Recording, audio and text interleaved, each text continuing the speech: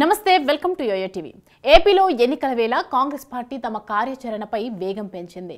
ఈ ఎన్నికలతో పార్టీని తిరిగి పూర్వ వైభవాన్ని తీసుకురావాలని ఉవ్విల్లూరుతోంది అధిష్టానం. ఏపీపీసీసీ అధ్యక్షురాలుగా వైఎస్ వారసురాలు వైఎస్ షర్మిలను రంగంలోకి దించింది.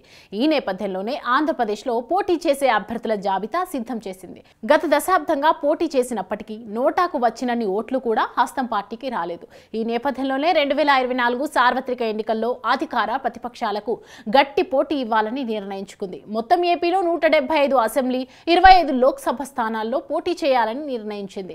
అయితే 58 అసెంబ్లీ, 8 లోక్సభ స్థానాలను పెండింగ్లో ఉంచింది. వీటిని మినహా మిగిలిన స్థానాల్లో అభ్యర్థుల ప్రకటనకు సానుకూలంగా ఉంది సిఈసి. 117 అసెంబ్లీ, 17 లోక్సభ స్థానాల్లో పోటీ చేసే అభ్యర్థుల పేర్లను కూడా ఖరారు చేసింది. రేపు అధికారికంగా ప్రకటిస్తామని వైఎస్ షర్మిల చెప్పారు. ఇదిలా ఉంటే విశ్వసనీయ వర్గాల నుంచి అందిన సమాచారం ప్రకారం ఎవరు ఏ స్థానాల నుంచి బరిలో నిలవనున్నారనే విషయానికి వస్తే కడప పార్లమెంట్ బరిలో వైఎస్ షర్మిల నిలబడనున్నట్లు తెలుస్తోంది. వైఎస్ఆర్సీపీ నుంచి తన కుటుంబ సభ్యుడు అవినాష్ రెడ్డిపై పోటీ చేసేందుకు సిద్ధమయ్యారు.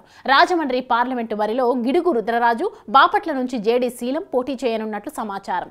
అలాగే కాకినాడ బరిలో మాజీ ఎంపీ పల్లం రాజు, విశాఖ పార్లమెంట్ బరిలో సినీ నిర్మాత సత్యారెడ్డి, ఏలూరు లోక్సభ ఎన్నికల బరిలో లావణ్య పోటీ చేయనున్నారు. ఇక అనకాపల్లి నుంచి వేగి వెంకటేష్, రాజంపేట నుంచి లోక్సభ ఎన్నికల బరిలో నజీర్ అహ్మద్, చిత్తూరు నుంచి చిట్టిబాబు, హిందూపురం నుంచి షాహిన్ పేర్లు వినిపిస్తున్నాయి. ఇక్కడ ముఖ్యంగా గమనించాల్సిన అంశం ఏమిటంటే గతంలో ఏపీపీసీసీ అధ్యక్షునిగా, మాజీ మంత్రిగా పనిచేసిన కాంగ్రెస్ సీనియర్ నేత రఘువీరారెడ్డి ఈ ఎన్నికల్లో పోటీకి దూరంగా ఉన్నట్లు తెలుస్తోంది.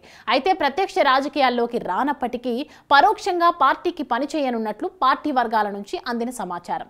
ఇందులో భాగంగానే రాష్ట్ర వ్యాప్తంగా కాంగ్రెస్ పార్టీ తరపున స్టార్ క్యాంపెయినింగ్ చేయడానికి రఘువీరారెడ్డి సిద్ధమయ్యారని చర్చ జరుగుతోంది. పైన తెలిపిన స్థానాలు పక్కన పెడితే తిరుపతి, నంద్యాల, అనంతపురం, గుంటూరు, విజయవాడ, అమలాపురం, కర్నూలు, అరకు లోక్సభ స్థానాలకు అభ్యర్థులను ప్రకటించాల్సి ఉంది హస్తం పార్టీ. దీనికి కారణం కమ్యూనిస్టులు, ఇతర వామపక్ష పార్టీలు తమతో కలిసి వస్తారన్న ఆలోచనలో భాగంగా ఈ స్థానాలను పెండింగ్లో పెట్టినట్లు పార్టీ వర్గాలు చెబుతున్నాయి. చూడాలి మరి ఈసారి ఎన్నికల్లో కాంగ్రెస్ పార్టీ వైసీపీ, టీడీపీ కూటమిలకు ఏమాత్రం పోటీని ఇస్తుందో.